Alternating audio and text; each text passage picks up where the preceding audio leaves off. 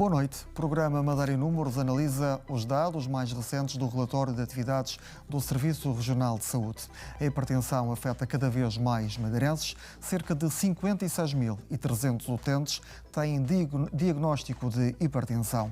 O excesso de peso, a obesidade, as perturbações depressivas, a diabetes e o abuso crónico de álcool também têm aumentado. A hipertensão afeta perto de 56.300 pessoas, um número que aumentou 0,7% entre 2021 e 2022. O relatório da morbilidade indica ainda que cerca de 21.200 utentes são diabéticos, uma variação de 0,3% no mesmo período. 49.200 madeirenses são obesos ou têm excesso de peso, significa um acréscimo de 1,3%. Já as perturbações depressivas afetam quase 19.000 pessoas, ou seja, mais 0,4%. Fábio Camacho é coordenador-geral de agrupamento de centros de saúde da região autónoma da Madeira. É também nosso convidado no programa de hoje. Boa noite. Doutor, o que é que explica do seu ponto de vista estas oscilações que, não sendo muito grandes, não deixam de ser números que podem preocupar no seu global? Ora bem, boa noite.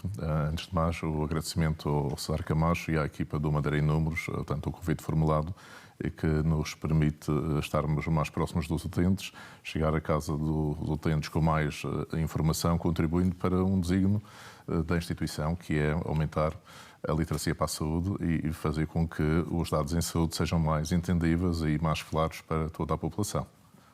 O que é que tem contribuído para estas oscilações? Há aqui ligeiros aumentos nas morbilidades. Estes aumentos, como disse, de percentagem na casa de um ponto percentual, entre 0 e exatamente, com uma expressão ligeira, tem a ver sobretudo com o aumento da acuidade diagnóstica, o aumento da capacidade diagnóstica, nomeadamente nos cuidados de saúde primários. Portanto, nos últimos anos tem aumentado o número de profissionais, nomeadamente o número de médicos que têm sido colocados nos vários concelhos da região. Portanto, e naturalmente o diagnóstico torna-se não só mais frequente em determinadas patologias, como, portanto, mais assertivo, fazendo, no fundo, situações que estavam desconhecidas no passado, também, portanto, a estarem perfeitamente identificadas e naturalmente, só aí que poderão ser tratadas convenientemente. Não podemos concluir daqui que temos uma sociedade com mais doente? Talvez não, porque temos também que ter em conta com uma reposição de alguma verdade nos números do Registro Regional de Utentes, ou seja, a nossa base de dados regional, pela qual o ACESA é responsável de manter essa atualização, teve uma redução significativa nos últimos anos, também tem resultado também de quando foi todo o processo de convocatória para a vacinação contra a Covid-19, mas também recentemente tem sido feito um esforço para que a população não residente e não frequentadora não esteja a ser contada ou tida em conta nestes números. Tanto daí que aumenta percentualmente a prevalência da patologia daqueles que cá residem efetivamente. Temos aqui números, no entanto, não deixam de ser preocupantes. A hipertensão, por exemplo, a afetar 56.000 utentes. Sabemos que está na base de muitas doenças, muitas outras complicações. O que é que tem de ser feito também nesta área? Ou seja, a verdade é que, portanto, a hipertensão é realmente um bom exemplo, portanto, em relação a esta situação que estamos aqui a debater, que é a prevalência da patologia na população. Portanto, a hipertensão arterial, e aqui até podíamos lembrar um estudo do professor Espiga de Macedo, que deixou bem claro que só metade dos casos de hipertensão arterial é que são conhecidos. Dessa metade que é conhecida, apenas metade é que está a ser tratada. E dessa metade que é tratada, apenas uma parte significativa é que tem sucesso.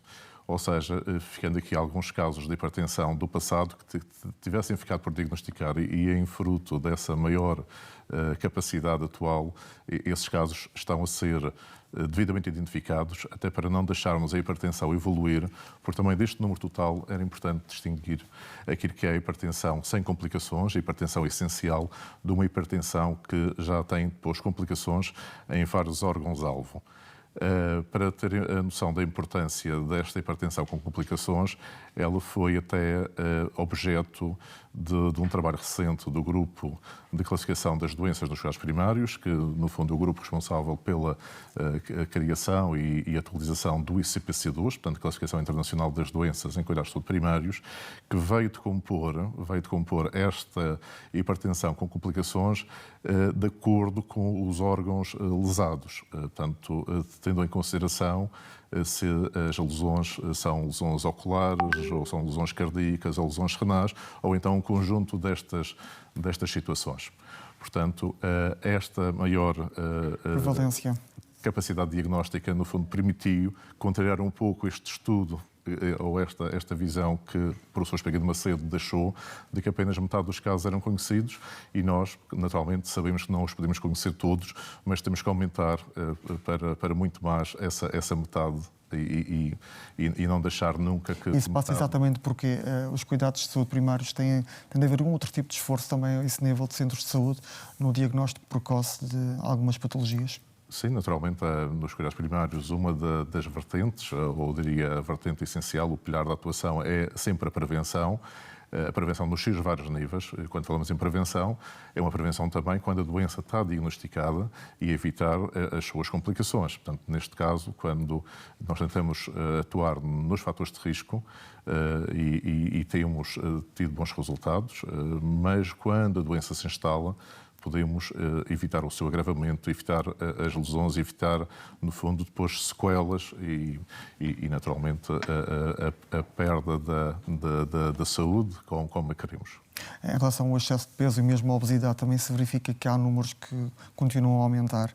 Não era expectável que esses números tivessem diminuído face também aos apelos para a prática de atividades saudáveis, de alimentação saudável. Tem havido essa intensificação, esse apelo, mas olhando os números, verifica-se que não há aqui um sinal de retrocesso. Nessas entidades em particular, nós podemos tanto relembrar a pandemia que atravessamos há pouco tempo e que contribuiu em muito para, portanto, um absentismo em relação àquilo que é o exercício físico, em relação àquilo que seriam práticas mais saudáveis e tivemos, se calhar, portanto, um pouco por culpa dessa situação que nos afetou a todos, aqui algum contributo negativo para essas entidades, como para a obesidade, o excesso de peso, e que tentamos contrariar. Mas a verdade é que também o modo de vida atual é promotor do sedentarismo, as longas horas sentados nos trabalhos, mesmo na condução, tanto o facilitismo com que nós nos queremos deslocar, parando sempre o carro à porta do local onde nos dirigimos, são tudo modos de vida diários que vão um pouco contra aquilo que era necessário, que era realmente ter uma dieta mais adequada, ter exercício físico diário, regular, e que infelizmente os tempos atuais não se compadecem em grande parte das situações com essas atitudes positivas. Uma outra questão está relacionada com as doenças depressivas, que, segundo estes dados do relatório de atividades do Cesarame, também têm vindo a aumentar. Recentemente também a Associação Nacional de Farmácias dizia que são vendidos na Madeira cerca de 600 mil embalagens ao ano, o que daria uma média de 1.800 embalagens por dia. Não são valores preocupantes, não andamos a consumir demasiados antidepressivos e não só. Sim, são valores que nos fazem pensar no sentido em que há realmente aqui tanto um aumento no diagnóstico aqui de algumas entidades do foro da saúde mental, mas como digo, também como resultado da maior literacia em saúde que a população vai tendo neste momento, há uma maior consciencialização e uma maior percepção do início destas situações e um recurso, digamos, ao médico, ao profissional de saúde, quando há evidência, quando há sinais, sintomas de que algo está a acontecer com o utente. É também uma área em que raramente um utente é controlado com um único fármaco. Muitas vezes estamos a falar de casos clínicos que necessitam de associações de vários fármacos. Também é uma área em que muitas vezes a terapêutica ideal não se alcança numa primeira tentativa, fazendo com que seja necessário tanto testar uma outra molécula ou sugerir uma outra molécula ou outros fármacos até se encontrar o ideal para aquele doente. Porque cada Mas pessoa o número não é excessivo, 600 mil embalagens ao ano. Poderemos Temos em conta que temos uma população de 250 mil pessoas, incluindo crianças, naturalmente. Podemos pensar que esse número carece tanto aqui uma atenção especial, carece aqui algum estudo, mas a verdade é, como lhe digo, é uma área que é muito específica no seu tratamento, atuam-se com vários fármacos em simultâneo e muitas vezes até situações muito concretas fazem com que esses números possam ser alterados. Reflete também a falta de médicos da área da psiquiatria no serviço de saúde? Não diria que... O rácio um pouco abaixo daquilo que era expectável? Não diria, portanto, até porque atualmente, comparativamente a um passado que não é muito longínquo, em que tivemos no Serviço Regional de Saúde apenas um ou dois psiquiatras a responderem às solicitações, nomeadamente dos cuidados de saúde primários e aos doentes que eram referenciados. Neste momento temos um número de psiquiatras que dá uma resposta inclusiva de forma afeta a cada uma das equipas de saúde mental que temos no ACES. Portanto, temos 7 equipas de saúde mental e todas essas 7 equipas têm afeto um psiquiatra distinto. Acresce o psiquiatra do Serviço de Atendimento Urgente, que antigamente estava num regime de prevenção, que agora há uma presença física efetiva no Serviço de Atendimento Urgente, que nos permite também o contacto a qualquer momento nas situações que necessitem de ser esclarecidas e de um acompanhamento mais particular, contactar esse colega que está no serviço de urgência do Hospital Nelo Mendonça. Vamos agora olhar outros dados. As doenças do aparelho circulatório são a principal causa de morte na região. Segue-se o cancro e as doenças respiratórias. Em 2021, 827 pessoas morreram devido a doenças do aparelho circulatório. Face ao ano anterior, as mortes devido a estas doenças cresceram 3,8%. Os tumores malignos foram a segunda causa de morte, com 662 óbitos, uma subida de 6,4% face a 2020.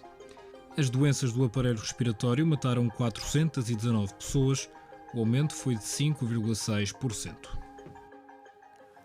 Dr. Fábio Camacho, olhando estes dados da mortalidade, verifica-se que continuam a aumentar as mortes por doença do aparelho respiratório, mais 3,8%. Que análise se pode fazer a esta evolução, não só ao nível do aparelho circulatório, mas também, por exemplo, aos tumores malignos, que aumentaram 6,4%?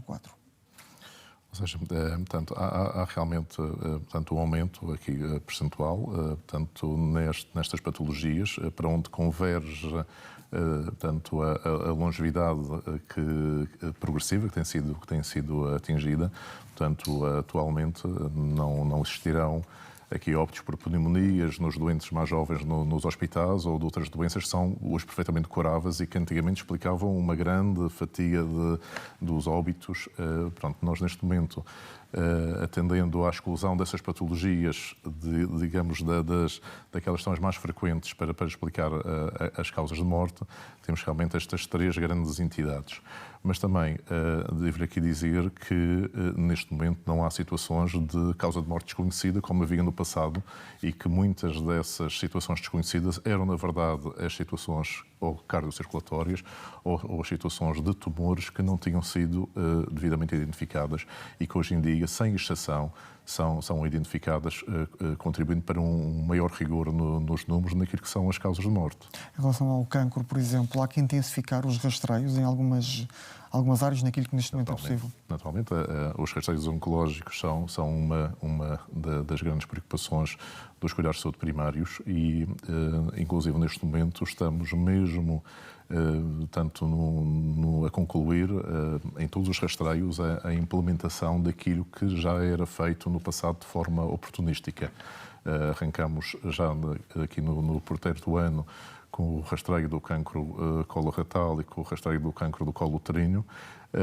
e vamos, tanto agora em pleno, em toda a população da região, manter os rastreios de forma organizada, dando no fundo aqui, tanto uma melhor resposta a toda a população em algo que, num passado recente, era feito de uma forma oportunística por cada médico de família no seu consultório, identificando as situações mais elegíveis. Portanto, teremos agora, sem qualquer exceção, e aqui também o apelo para que a adesão seja a que nós pretendemos, seja elevada, para que, portanto, a população saiba da importância que é responder positivamente a estas convocatórias e, portanto, aderindo a estes rastreios para que estes números possam continuar a diminuir no futuro próximo. E por falar em prevenção, nota-se também que ao nível dos médicos de família ainda havia, em dezembro de 2022, 55 mil pessoas sem médico de família. É um valor ainda demasiado elevado, apesar da taxa de cobertura ter vindo a aumentar.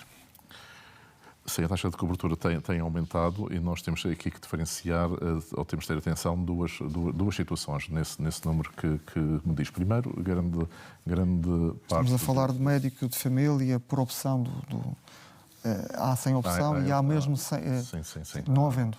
Neste caso, este valor Ou seja, há uma nova, aliás, há 3 anos para cá, portanto, existe uma nova nomenclatura portanto, em relação à atribuição do médico de família. São 1.300 por opção e 55 mil porque não têm mesmo médico de família. Apenas 1.200 pessoas manifestaram essa sua opção, porque tendo consciência que são seguidas no setor privado, tanto prescindem do médico de família, que até poderão contar quando tal for necessário, mas que, portanto, digamos, no dia-a-dia, na sua relação com o centro de saúde, portanto, neste momento, sentem-se, portanto, no ponto de prescindirem do profissional, confiando naturalmente noutros profissionais, noutros setores. O número que aponta é composto por 2 partes. Há realmente uma parte de residentes na região, mas há uma parte de população flutuante e de não residentes, que também está a ser considerada nesses 50 mil. E naturalmente, nós estamos neste momento a esclarecer justamente em relação aos residentes fora da ramo e a tentar, privilegiar tanto os residentes e aqueles com patologia, porque a patologia é um fator de priorização para a entrada nas listas de utentes. Quando nós falamos na cobertura, não podemos falar na cobertura de uma forma apenas estatística, porque a população não está nas listas de medicina familiar de forma aleatória. A população entrou nas listas pelos critérios de prioridade, seja pelas crianças com idade inferior a 2 anos, pelos estados fisiológicos como a gravidez, pela doença oncológica, por outras doenças como diabetes e outras situações clínicas que exigem maior frequência da instituição. Portanto, esses são critérios de entrada nas listas que fazem com que o médico de família tenha ao seu cuidado uma certa concentração de patologia e não a patologia que se encontraria de forma aleatória se escolhêssemos 1.800 utentes tanto numa localidade. Como é que se baixa este valor dos 55 mil utentes sem médico de família? Pela contratação de mais médicos, o atual quadro, a atual distribuição permite, digamos, distribuir estes utentes por médicos de família ou já não há capacidade de resposta a esse nível? Naturalmente que hoje, os médicos que existem já estão... Os médicos que existem estão... O número de utentes listas preenchidas, também fruto de terem outras responsabilidades, nomeadamente o trabalho nos serviços de atendimento urgente, nomeadamente a sua colaboração noutras áreas, inclusive hospitalares, como sejam os cuidados paliativos ou mesmo a medicina da dor.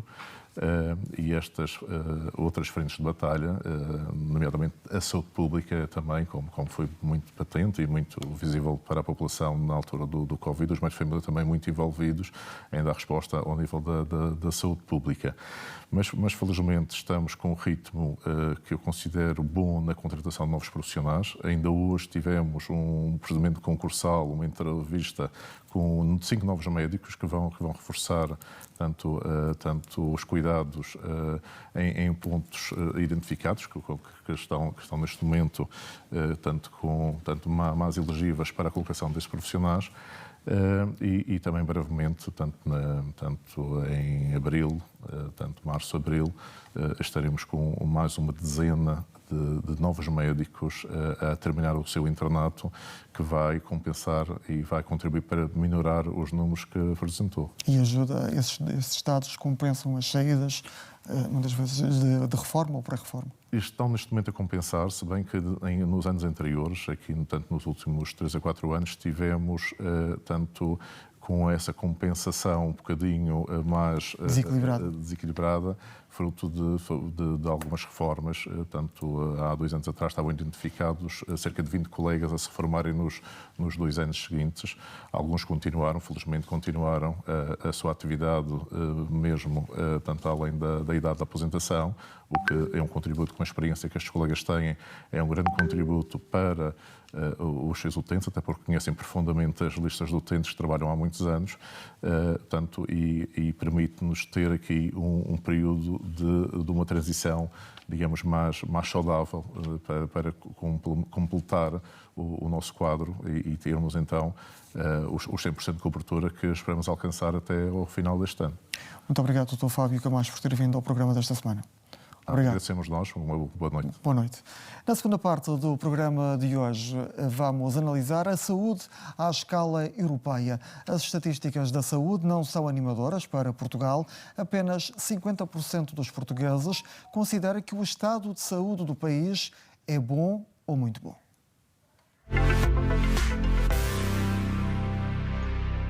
Tendo o programa de hoje como tema central a saúde e procurando fazer um enquadramento com as questões europeias, será importante relembrar que as competências que a União Europeia dispõe são apenas aquelas que são lhe possibilitadas pelos tratados. E existem basicamente 3 níveis de competências dentro da União Europeia. As chamadas competências exclusivas, portanto aquelas, como o próprio nome indica, dependem única e exclusivamente das instituições europeias e, portanto, são aplicadas nomeadamente na União Aduaneira. Depois temos um segundo patamar, que são as chamadas competências partilhadas, e nessas a União Europeia e também os seus Estados-membros têm a capacidade legislativa e a capacidade também de adotar atos juridicamente vinculativos.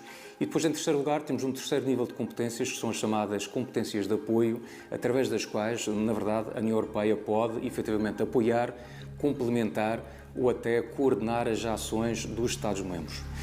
Portanto, e será nesta terceira categoria de competências ou de poderes da União Europeia que se encaixa precisamente o setor da saúde. Quer isto dizer, por outras palavras, que efetivamente a estratégia, a definição de políticas, as prioridades relacionadas com a temática da saúde são sempre competências nacionais dos Estados-membros e não tanto uma competência da União Europeia. E isto, de certa forma, vai explicar, no fundo, também a panóplia de cenários que nós podemos encontrar relativamente à saúde nos 27 Estados-membros. Aliás, há uma estatística recente, as estatísticas da saúde na sua edição 2023, onde é clara, de facto, a variedade de situações que nós estamos a encontrar em matéria de saúde nos 27 Estados-membros e, desde logo, esse relatório começa por uma questão muito interessante que tem a ver com a percepção dos cidadãos sobre o estado da saúde no seu país.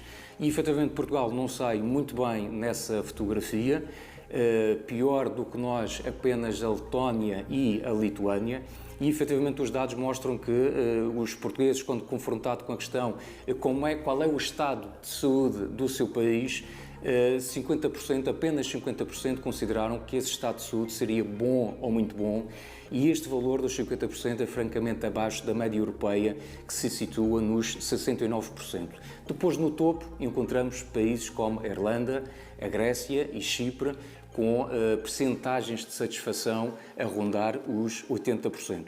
Portanto, são dados que efetivamente nos devem fazer refletir, até porque a saúde, obviamente, é algo que importa bastante e que é muito próximo para os cidadãos, tal como, de resto, os outros 2 pilares, a justiça e também o setor da educação.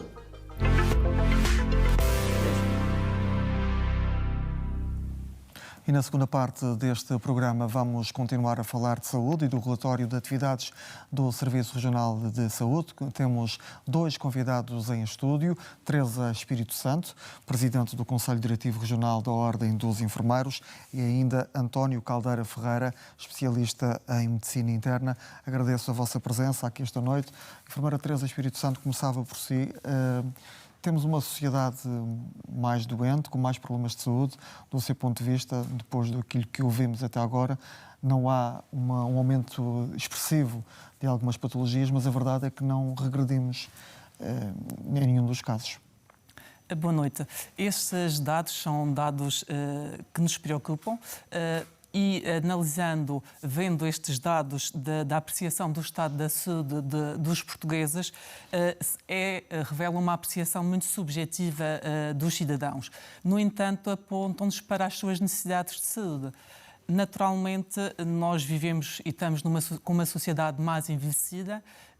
A longevidade também traz mais doenças, nomeadamente as doenças crónicas, e é natural também este número estar a nível destes patamares, como foram apresentados. Por exemplo, ao nível da hipertensão, acha que há aqui um trabalho ainda longo a fazer? Obesidade, excesso de peso, são áreas importantes para evitar até outras complicações ao nível da saúde? Sem dúvida que muito do trabalho que nós temos que fazer é antes da ocorrência destes estados de doença, por assim dizer. E muito da nossa intervenção passa pela prevenção e pela informação e capacitação dos cidadãos para prevenir estas doenças e os estilos de vida mais saudáveis que deverão adotar. E nesse aspecto, os enfermeiros têm tido uma área muito privilegiada a nível da educação para a saúde. O que hoje em dia falamos da literacia, da informação, da capacitação das pessoas nesta área. E, portanto, passa por informar, por capacitar os cidadãos para as melhores escolhas na área da saúde. Não só na sua prevenção da doença, mas também quando esta está na gestão da sua doença, no caso da doença crónica, ou da diabetes, ou da hipertensão, na adesão aos tratamentos e também no reconhecimento dos sinais de alerta para detectar outras complicações que possam aparecer. E já vamos perceber em pormenor qual o papel do enfermeiro também ao nível destes cuidados de saúde primários e na educação para a saúde. Para já, Dr. António Caldeira Ferreira, como olha para estes dados da saúde na região, do estado de saúde dos madeirenses? Bom, eu já muito boa noite, muito obrigado pelo convite e cumprimentar aqui a enfermeira Espírito Santo, que é um prazer cá estar. Em primeiro lugar, eu julgo que é preciso ter alguma atenção na análise destes dados com um fator que já foi levantado aqui assim, mas que acho que deverá ser um pouco mais escalpelizado. É o problema do envelhecimento. Porque todas estas doenças que, enfim, ou pelo menos aquelas que causam mais impacto, têm a ver com o envelhecimento. Portanto, nunca podemos dissociar o aparecimento e o aumento destas doenças sem conjugar com outros dados, nomeadamente com a esperança de vida e com a nossa longevidade. Porque é assim, se falamos na hipertensão, todos nós sabemos que a hipertensão é mais prevalente acima dos 50 anos. A obesidade, não, a obesidade pode ser a qualquer idade, mas ela tem mais impacto também a partir dos 50 anos. As outras doenças cardiovasculares, mesmo a própria diabetes, todas estas doenças crónicas que têm impacto são mais importantes portanto, nas idades mais avançadas. Ora bem, aqui o que nós temos de ver é realmente esta realidade, por um lado, conjugado, como eu disse, com os dados da longevidade e tentar aprofundar os mecanismos de prevenção o mais precoce possíveis. Portanto, eu costumo dizer que uma pessoa de 85 anos que me aparece com um colesterol de 230 ou 240 240, quando o normal é até 200, a mim não me preocupa muito. Preocupa-me sim se esses 230 ou 240 de colesterol aparecem aos 50 anos. Aí é que eu tenho que ter uma intervenção muitíssimo mais atuante para prevenir que esses fatores de risco tenham a sua evolução natural. E a partir daí é que nós podemos, de facto, fazer uma análise mais correta destes números. Eu julgo que quando se colocam estas questões, tem que ser visto de uma forma holística, como eu disse, ver tudo com todos os outros parâmetros e ter uma estratégia conjugada com as autoridades de saúde que possam realmente surtir efeito. E isso, surtir efeito, não é a curto prazo, é a médio, longo prazo. Portanto, se eu vou prevenir ou vou tentar que uma diabetes ou que uma hipertensão esteja controlada aos 50 anos, é para que ela depois não tenha grandes consequências aos 70 ou aos 80 anos. E é por isso que temos que ter esta visão integrada destas questões. Enfermeira Teresa, que papel tem então o enfermeiro ao nível deste trabalho de prevenção que é preciso ser feito, o que está a ser feito também ao nível dos centros de saúde, dos cuidados de saúde primários? Que papel tem o enfermeiro nesta educação para a saúde? O enfermeiro, e aqui em particular o enfermeiro da área dos cuidados de saúde primários, acaba por ter um papel privilegiado pela proximidade que tem com a sua população de abrangência e pelo conhecimento ao longo do ciclo vital de todas as pessoas. E aqui realmente há muito trabalho da promoção da saúde e da prevenção das doenças. E nesse aspecto são elementos chaves e nós, a nível dos cuidados de saúde primários, temos as equipas dotadas de enfermeiros de cuidados gerais, mas também enfermeiros especialistas nas diferentes áreas, quer da saúde infantil, da comunitária, da saúde mental, como ainda há pouco aqui falávamos do número de doenças da área da saúde mental que tem vindo a aumentar. Toda a saúde materna e obstétrica. Portanto, nesta área nós temos os enfermeiros com especialização, com competências acrescidas, que podem conciliar em trabalho de equipa multidisciplinar, mas aqui também acompanhar estas pessoas no sentido de uma melhor prevenção, da melhor adoção de estilos de vida saudáveis também e relativamente à capacitação. E esta capacitação nós fazemos diariamente nas nossas consultas de atendimento, nas visitas domiciliárias também, quando vamos à casa dos utentes, num trabalho de proximidade, sabendo a realidade e as necessidades individuais de cada pessoa e adequando também à sua forma e às suas características próprias da sua vida, também como é que isso poderá afetar ou não. Portanto, nós temos aqui enfermeiros que já têm um conhecimento acrescido, que poderão conciliar e às vezes colaborar nesta gestão até das listas de espera, como há pouco falávamos dos médicos de família e isso, mas que têm competências na gestão, seguindo protocolos de acompanhamento destes doentes adequados e, portanto, têm aqui um trabalho de complementaridade. E nota-se que ainda há muita falta de informação por parte dos utentes. Na experiência do dia-a-dia. A informação está cada vez mais acessível e, de uma maneira geral, a nossa população está cada vez mais informada. O conhecimento agora não é só detido pela classe médica ou de enfermagem, pela área da saúde. A população acede facilmente à informação. Agora, nós temos é que ajudar às vezes até demais, na interpretação. O que leva, por exemplo, a casos de automedicação. Automedicação e, às vezes, interpretações erróneas que podem até conduzir a outras situações de maior ansiedade perante as situações, porque nós temos que capacitar as pessoas para a informação, para as escolhas em saúde, mas também não é só a informação, tem que ser a formação também, a interpretação desses dados. E isso tem que ser sempre feito em complementariedade com um profissional de saúde, para que haja uma melhor interpretação. Nós, hoje em dia, temos o acesso às plataformas digitais na área da saúde, que têm facilitado o acesso, a acessibilidade da população aos serviços de saúde, com o conhecimento das análises clínicas, de alguns exames, mas depois não é só os números em si, tem que haver a interpretação e tem que haver o conhecimento também para que as pessoas tomem as suas melhores escolhas, não é?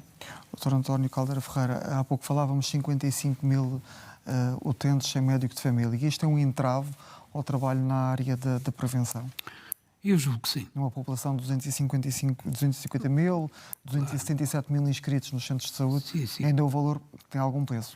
Não, sem dúvida. E esse talvez seja o primeiro, digamos, ponto fraco da questão de termos uma melhor saúde.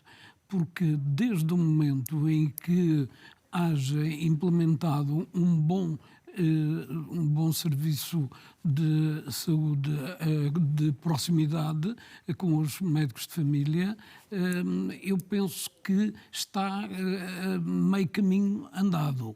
Porque são eles que têm, de facto, a primeira abordagem com as populações, são eles que têm essa proximidade, juntamente também com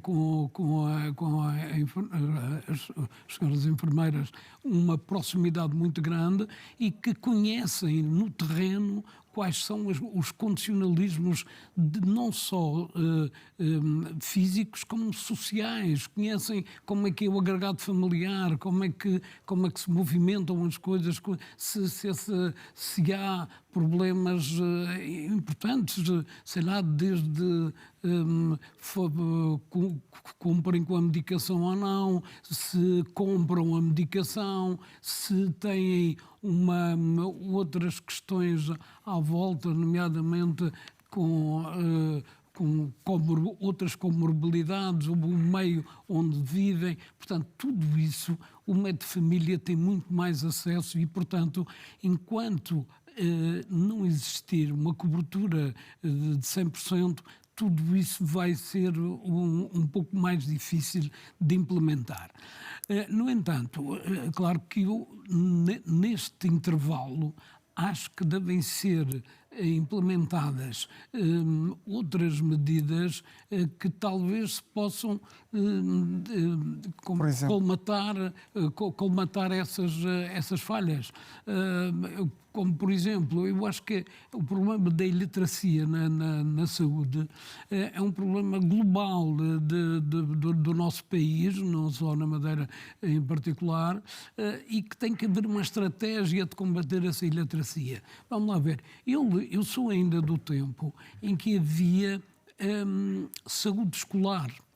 Eu até faço aqui uma homenagem ao Dr. Luciano Castanheira, um pediatra que já faleceu há imensos anos, e que foi a primeira pessoa aqui na Madeira a implementar a saúde escolar, depois conjuntamente com outros colegas mais novos. E porquê que eu falo na saúde escolar? A saúde escolar não é só ver se as crianças estão bem nutridas ou se a dentição está em condições. É também educar. É educar. E essa educação, porque, repare uma coisa, eu só acredito verdadeiramente no combate à iliteracia na saúde se ela for desde os bancos da escola. Porque estar a combatê-la um indivíduo que já está a trabalhar, que já está no mercado de trabalho, que tem outras preocupações sociais e familiares, é muitíssimo mais difícil. Portanto, eu apostaria, sim, numa combate à iliteracia, sim, através do banco das escolas. E depois há outras estratégias. Por acaso vi que estão a lançar outdoors com informação. É um dos métodos que acho que isso possa eventualmente estimular as pessoas a consultar o seu médico para os rastreios. E tal. Claro que é um conjunto de ações que possam vir conjugadas a ter efeito na iliteracia e que essa diminuição da iliteracia na saúde possa depois vir a trazer benefícios, não só porque o utente sabe mais de quando procurar o médico, que mesmo, claro, quando houver possibilidades dos médicos de família estarem a 100% no terreno. Obviamente que as plataformas digitais também ajudam e futuramente a inteligência artificial também irá ajudar. Há de ajudar para o bem e para o mal, em muitos casos. Exato, isso é outro assunto que, se quiser, podemos tocar um pouco nessa área. Enfermeira Teresa, a falta de médicos de família obriga a um trabalho suplementar, um esforço extra dos enfermeiros também nesta área? Eu não diria que exige um esforço... Não substituição, mas como é óbvio. Agora, eu acho que aqui é importante porque nós temos intervenções e áreas bem definidas da nossa área de intervenção. Agora, é um trabalho de complementaridade. A nível, se formos avaliar os números, quem realiza mais consultas domiciliares, as vulgarmente chamadas visitas domiciliárias, são os enfermeiros. E aqui o enfermeiro tem um papel preponderante até na seleção dos utentes que deverão ser até seguidos pelo médico de família. Por exemplo, supostamente numa triagem até de alguns utentes que terão mais necessidade e outros que poderão ser acompanhados pelos enfermeiros, estando alerta, em qualquer ocasião, para serem novamente referenciados ao médico de família. Mas aqui é um trabalho de complementaridade e não acho que haja aqui um excesso de trabalho atribuído aos enfermeiros, mas do qual poderá haver uma melhor articulação se houver uma reforma no serviço e na oferta de cuidados de saúde.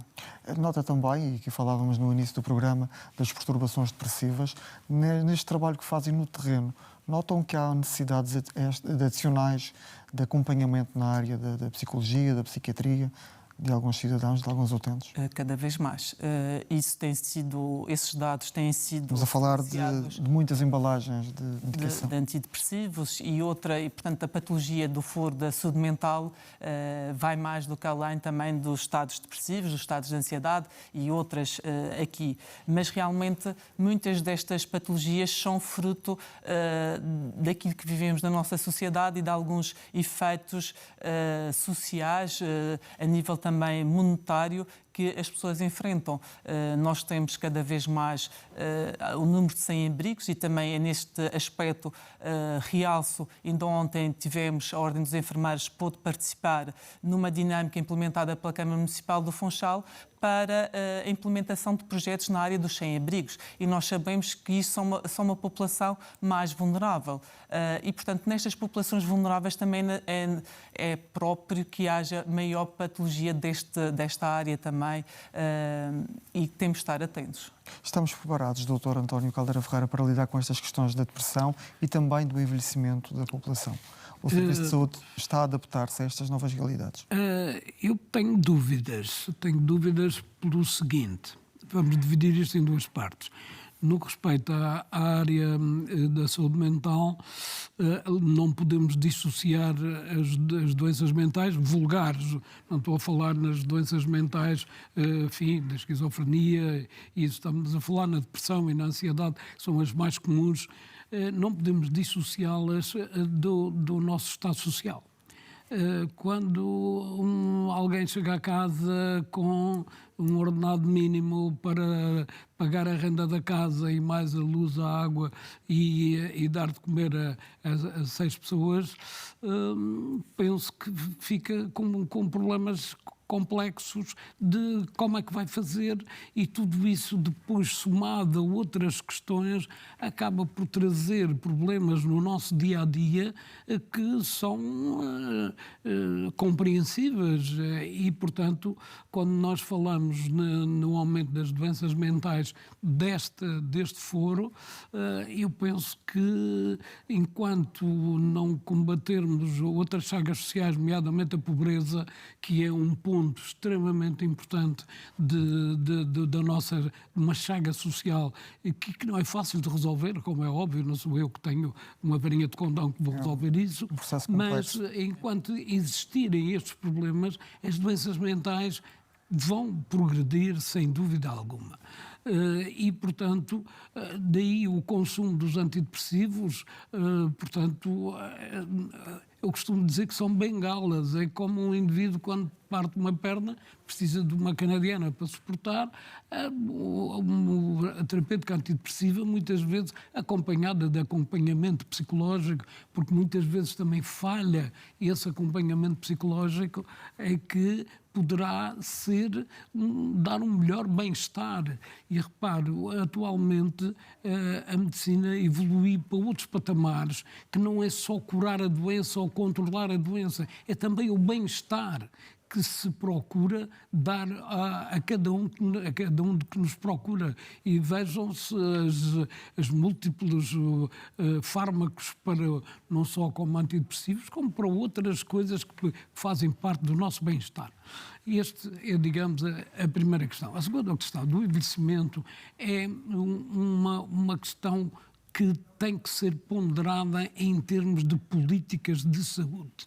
Esse, para mim, é que é o aspecto que nenhum de nós está preparado para que as pessoas vivam até os 82, até os 85 anos e mais. E nós temos um problema, como já uma vez falei sobre isso, é que a nossa longevidade é sobreponível aos dos países nórdicos, mas não é a longevidade sem doença. Isso nós estamos muito atrasados ainda. E, portanto, esta fatia de pessoas que vai atingir esse envelhecimento vão ser pessoas com grandes incapacidades. E, portanto, tem que haver, digamos, um estudo, uma política de saúde para o envelhecimento, que isso passa não só pelos médicos, mas fundamentalmente pelos decisores políticos que... Para repensar toda a estratégia. Exatamente. Enfermeira Teresa, para fechar, também nesta área do envelhecimento, os enfermeiros estão preparados para lidar com estas novas realidades. Ainda esta semana dizia que apenas 13 emigraram no ano passado, pelo menos perante a ordem, fizeram esse pedido. Significa também estabilidade na classe de enfermagem. Perguntava-lhe se os enfermeiros estão preparados para lidar com esta nova realidade do envelhecimento e, no fundo, também tentar perceber quem cuida de quem cuida, claro. que é uma questão que se coloca, porque os enfermeiros também envelhecem. Exatamente.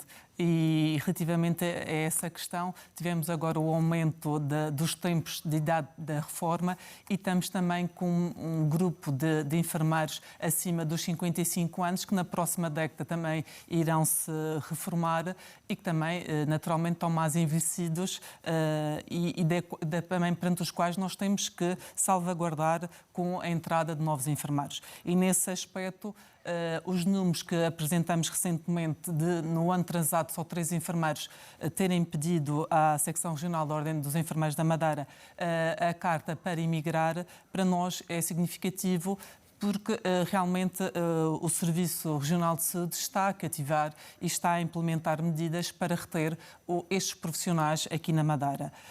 E isso é benéfico também para a saúde dos nossos cidadãos. Relativamente ao envelhecimento, os enfermeiros também estão preparados para intervir nessa área do ciclo vital.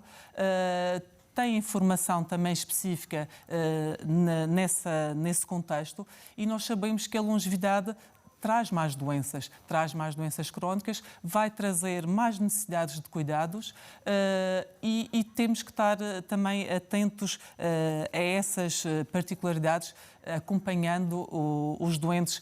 E nesse aspecto, permita-me aqui também acrescentar, Dr. Caldeira, quando há pouco dizia das políticas de saúde, eu noto que as políticas de saúde regionais estão a enverdar para esse contexto, nomeadamente a nível de algumas da adequação, por exemplo, do plano dos idosos, da longevidade, da questão da unidade de cuidados continuados, também o desenvolvimento desta área de intervenção, a hospitalização domiciliária, que vem permitir também este acompanhamento de proximidade, porque o hospital não consegue responder a todas as necessidades de saúde e, portanto, tem que haver esta complementariedade complementaridade e para mim, o abrir das portas do hospital à comunidade é um sinal positivo nesse sentido do acompanhamento das pessoas em casa, no seu meio preferencial de cuidados e atendendo às necessidades e às incapacidades que vão surgindo com o envelhecimento. Muito obrigado, enfermeira Teresa Espírito Santo. Também obrigado ao Dr. António Caldeira Ferreira por terem vindo ao programa Madeira Números. Ponto final no programa desta semana. Obrigado pela companhia. Boa noite. Fique bem.